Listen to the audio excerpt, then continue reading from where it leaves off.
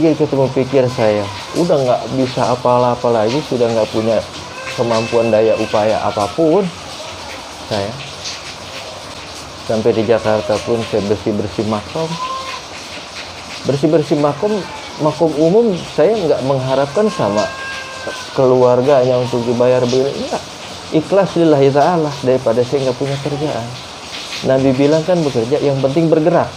Sambil bergerak, la ilaha illallah Muhammad Rasulullah, la ilaha illallah. Terus sebut, Allahumma sholli ala sayyidina Muhammad. Terus saya sabu, saya ikhlas.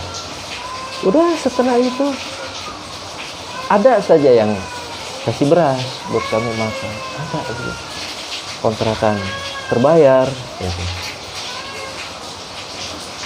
Hal yang mana lagi yang kau akan dustakan kepada Allahmu? Udah, bersyukurlah kita semua. Hanya itu saja.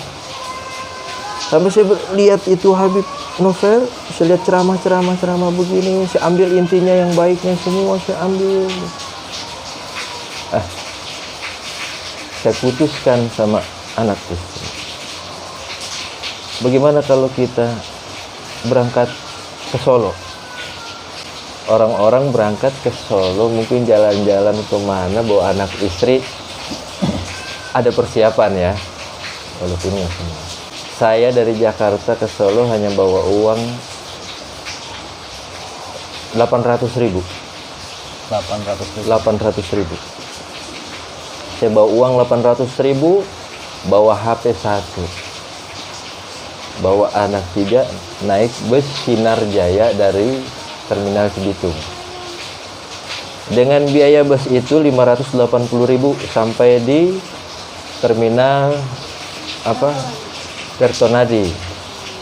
Dari Jakarta kita jam 8 pagi sampai di Solo jam 5 sore. Sudah sampai di sini kami nggak tahu harus bagaimana lagi, tinggal uang kami 120.000. Masya Allah. Tapi ada sisi senangnya di sini. Apa? Begitu kami sampai di terminal, begitu juga kami kelaparan. Karena kan kalau di bus makan di pemberhentian rest area Sinar Jaya kan hanya sekali. Iya. Namanya kita perut begini kan, apalagi orang Sumatera, laparnya luar biasa. Sampai di terminal Tirtonadi, saya ke angkringan, Wedangan namanya. Saya di situ nggak pakai nanya, nggak pakai bagaimana. Pak, nasi 1, 2, 3, 4. Itu di angkringan ya? Di angkringan. Saya makan di situ. Minumnya apa, Pak? Apa aja. Dikasih air putih. Pas kami bayar, berapa, Pak? Di situ sini. 8.000, Pak. Masya Allah. Nasi 8.000. Nggak salah ngitung, Pak. 1, 2, 3. Enggak, Pak. Berapa? 2.000-an. Wah. Biasa kita di Jakarta kan sebungkus begitu 10.000. Ya, udah mahal. Di situ saya kaget, campur senang karena sudah kenyang. Sudah. Kemana lagi ini kita? Sama sekali nggak punya saudara di Solo ini. Ya. Saya beranggapan begini, yang di depan saya itulah saudara saya seiman Muslim. Itu. Saya memang tidak punya saudara dari Nasrani, ini sudah cut, putus. Kami kelaparan aja mereka nggak ada yang mau tahu. Kami jatuh dibilang kami domba tersesat, dibilang kami pemalas, dibilang kami bla bla bla lain sebagainya. Tapi saya, Allahu Akbar, Allah yang punya urusan. Kau menjolimi saya, urusan kau dengan Allah Subhanahu Wa Taala, bukan kami lawanmu. Saya begitu. Singkat cerita lagi, sampai di Solo, saya meneruskan perjalanan sampai ke Habib Novel. Itu uang tinggal 110 ya, atau 112.000. Naik taksi 60.000 sampai ke Arodo Habib Novel. Pikir saya udah nggak apa-apa lah di sini aja. Saya bisa bantu-bantu waktu itu majelis lagi bangun majelis ya kan. Pikir saya nggak digaji nggak apa-apa, yang penting saya dapat makan. Pikir saya begini lagi, kucing liar aja masih dapat makan, masa saya manusia nggak dapat makan bersama anak istri saya. Saya bawa-bawa semen, tadinya maksudnya begitu. Itu Mau di bantu nyangkut. mana? Di Arodo. Arodo. Mau bawa-bawa bantu-bantu proyek Oh, di proyek. Arodo. Sampai di sana saya masuk, ternyata tidak bisa ketemu. Mungkin Allah belum mengizinkan saat itu untuk ketemu. Alhasil kami pulang dari situ, numpang-numpang Pak dari masjid ke masjid. Masya Allah. Numpang-numpang dari masjid ke masjid bersama anak istri. Ada kami dokumentasinya, foto. Itu setelah sampai di Solo, habis makan di angkringan itu, malamnya itu tidur di mana? Di masjid, Oh, di masjid. Ya. Oh, Masya Allah ya. di marbotnya namanya Pak Supri. Lapar lagi kami. Iya. Masya Allah. Alhamdulillah, di situ disediain teh manis, di situ dikasih makan. Paginya pas habis sholat subuh ketemu dengan Pak RW-nya, Pak RW-nya datang. Di situ dikasih nasi, di situ dikasih minuman, teh manis, apa, wah indah betul, saya bilang, indah betul. Di situ, sampai bilang marbotnya Pak RW-nya, kalau mau pergi nanti kabari saya ya, nanti biar saya bantu. Bukannya saya sombong, saya tidak mau merepotkan Pak RW dan Pak Supri di situ. Pergilah kami di situ tanpa bicara, karena Pak Supri pun sedang dagang, Pak RW pun sedang kerja. Saya cuma bisa bilang berkata apa? Bismillahirrahmanirrahim. Allahumma sholli ala sayyidina Muhammad wa ala ali sayyidina Muhammad.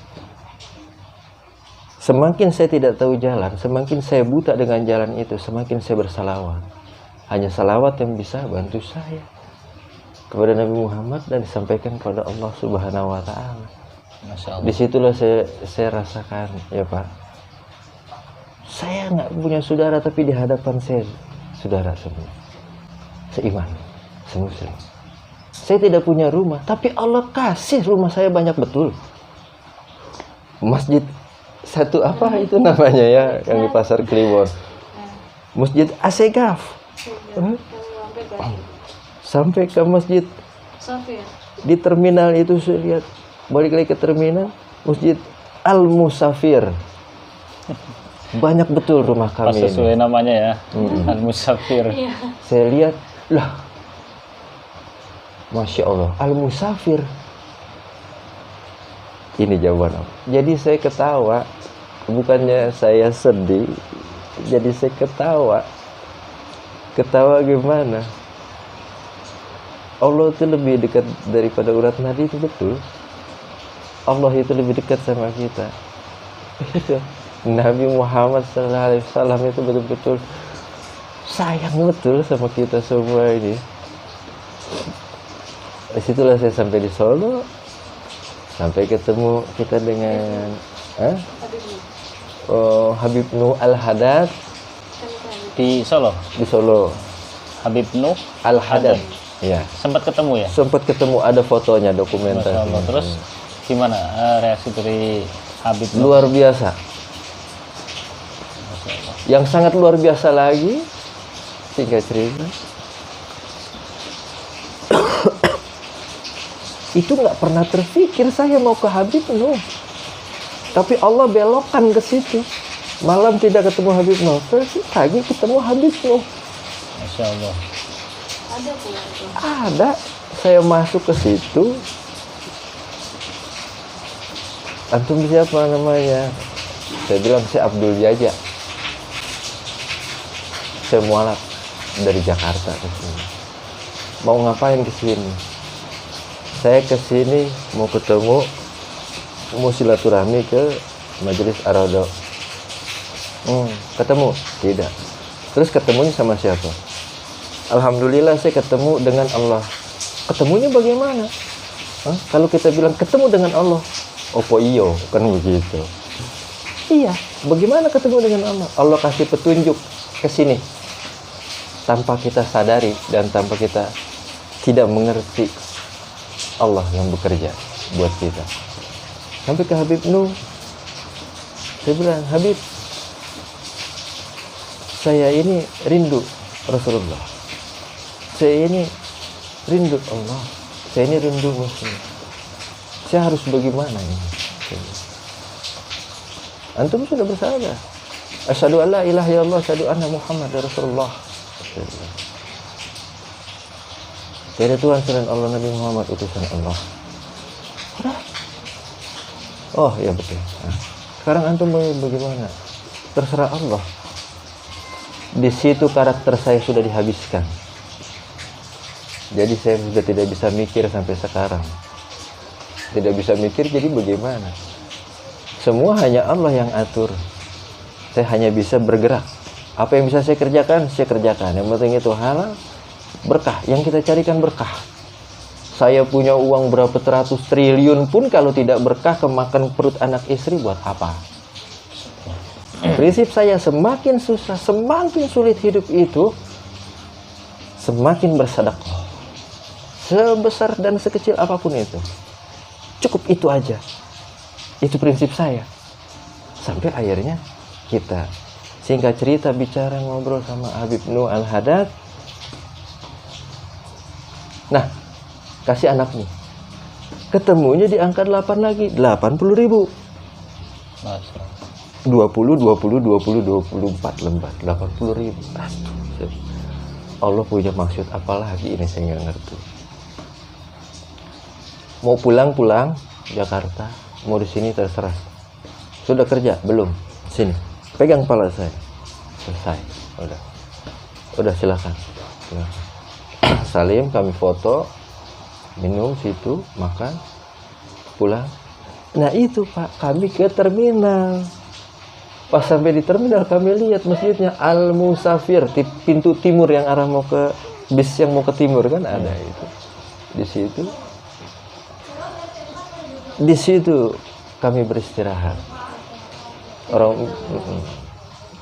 Orang bilang, pedagang-pedagang di situ bilang, Pak jangan di situ, nanti dimarahi DLL aja. Bismillah. Saya hanya bilang begitu. Bismillah. Mau dimarahi mau tidak, bismillah. Udah. Dengan nama Allah, udah siapa berani mau larang. Sama anak-anak. Di emperan situ saya tidur. Di dalam terminal itu ya? Iya. Di dalam terminal emperan. Itu setelah ketemu sama Habib Nuh? Iya. Oh. Dari situ kami sudah nggak tahu lagi mau kemana Pak. Saya tahunya hanya sholat, udah. Saya hanya sholat, minta sama Allah. Saya hanya tahu itu. Saya lihat anak-anak sehat, udah. Saya bilang begini, ya Allah, tolong kami, tempatkan kami di atas muka bumi ini menurut kehendak-Mu. Terjadilah menurut kehendak-Mu, bukan kehendak kami, tapi kehendak-Mu. Saya bilang begitu. Oh, terlintas saya nih. Saya buka Facebook. Saya inbox. Ada salah satu anggota instansi dari polisi militer Cijantung, Romi Onggo namanya, di situ. Saya kenal. Bang Romi, saya inbox. Bang Romi, apa kabar? Ini saya, Raja, saya bilang gitu. Minta nomor HP-nya, saya di Solo. Bukan hari itu dibalas, tapi besoknya. Ya. Kamu di Solo ngapain? Nggak tahu. Sama anak istri? Iya. Ngapain? Nggak tahu. Udah, saya bilang. Waduh, punya simpenan? Tidak punya. Sebentar, saya hubungi Pak D Teguh. Pak D Teguh. Dihubungi Pak D Teguh. Beliau pensiunan dari Bank BCA, tinggal di Jatinegara. Telepon ke saya, kamu di mana? Ya, Solo. Mau ngapain? Saya nggak tahu. Tujuan saya kemari, saya cuma tadi mau silaturahmi ke Arodo. Udah. Kamu sama siapa? Sama anak istri. Coba video call. Semua udah. Masya Allah, kamu ini, katanya. Ya sudah, kamu diam di situ, ya. Tunggu kabar dari Pak E, katanya gitu kan. Ya sudah. Diteleponlah lagi saya sama Habib Lutfi Munsela. yang di Puri Gading. Di situ, jenengan di mana? Di terminal.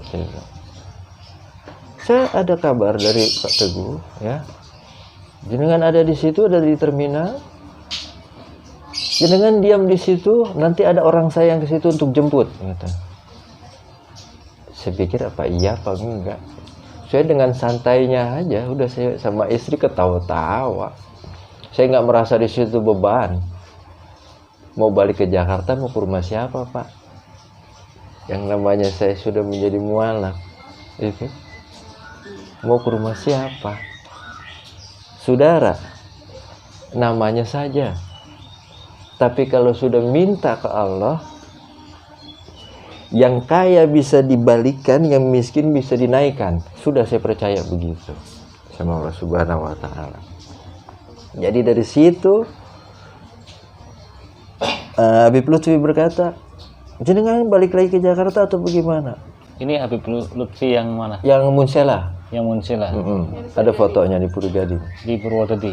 Di Puri Gading. Puri Gading Jakarta ya? Enggak, di sini. Solo. Oh, yang di Solo. Ya, Oh, masuk. Solo. Ternyata dia yang punya rental besar. Ada. Dijemput saya pakai mobil, dibawa ke rumahnya, sampailah saya ditempatkan di Depak Mall, Jalan MT Haryono. Hotel Premier. Saya nggak ada kerjaan, saya sibuk, nggak tahu lagi harus bagaimana, ya sudah. Akhirnya ada uang sedikit, Pak Teguh, saya mau transfer ke rekeningmu. Boleh? Terserah Pak D. Dia transfer 1,5 juta. Kita nggak punya uang sama sekali. Kita berjalan kaki. Sampai kita di situ, datang beras, datang makanan ini itu lain sebagainya, datang perabot, kompor apa waktu itu, ya. Sama uang 1,5 juta. Karena rekening saya sudah diblokir, ditutup sama bank, akhirnya pinjam rekening numpang transfer ke Bude Sarti. Itu perjalanan saya di Solo. Saya nggak ada pekerjaan, harus bagaimana? Saya bantuin Mas Aji bersihkan mobilnya, rapihkan pakai gerinda, itu. Nggak pernah saya berpikir uang dulu, tapi saya berpikir yuk bareng-bareng. Yang penting saya bergerak. Lo nggak nyangka dikasih uang 250 sama Mas Aji. Saya nggak berpikir saya agar dapat uang, tapi saya berpikir yuk kita bareng-bareng bagusin ini mobil. Udah, saya bersih-bersihin. Udah, ada modal, istri dagang baju bekas. Nah, saya mau kemana lagi ini? Masih bersih-bersihin makom aja. Buangin sampah aja, bakarin. Di pembuangan sampah besar tuh, saya rapihkan di situ. Nggak bisa apa-apa, hanya saya cuma bisa sambil bersalawat aja udah. Terus saya bersalawat. Kadang saya hasbunallah wa ni'mal wakil, ni'mal maula wa ni'man nasir. Hanya begitu aja, terus begitu. Pandangan saya depan orang-orang baik. Masya Allah.